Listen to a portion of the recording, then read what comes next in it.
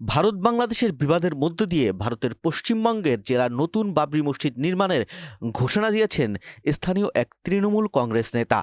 মুসলিম অধ্যুষিত মুর্শিদাবাদের বেলডাঙ্গায় তৈরি করা হবে এই মসজিদ।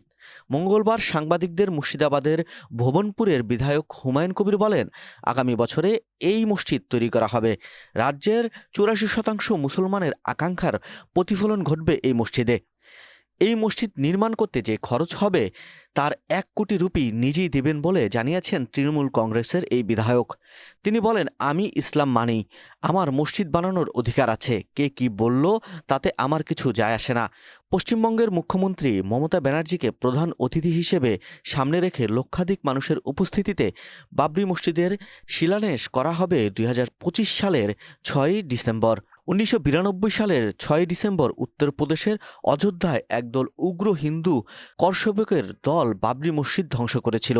বিশ্বজুড়ে এর প্রবল প্রতিক্রিয়া হয়েছিল। সেই ঐতিহ্যবাহী মসজিদের প্রতি সম্মান জানিয়েই এই মসজিদ তৈরি করা হবে বলে জানিয়েছেন পশ্চিমবঙ্গের এই বিধায়ক। তার মতে, একজন সংখ্যালঘু মানুষ হিসেবে তিনি এটা করতে চান। এর সঙ্গে রাজনৈতিক কোনো সম্পর্ক নেই। অবশ্য কবির বিভিন্ন সময় নানা বিতর্কিত মন্তব্য করে প্রচারে থেকেছেন। তবে তৃণমূল কংগ্রেস বিধায়কের এই ঘোষণার তীব্র সমালোচনা করেছেন বিভিন্ন রাজনৈতিক দলের নেতারা। তৃণমূল কংগ্রেস অবশ্য এই মসজিদ তৈরির ঘোষণা থেকে দূরত্ব বজায় রেখেছে।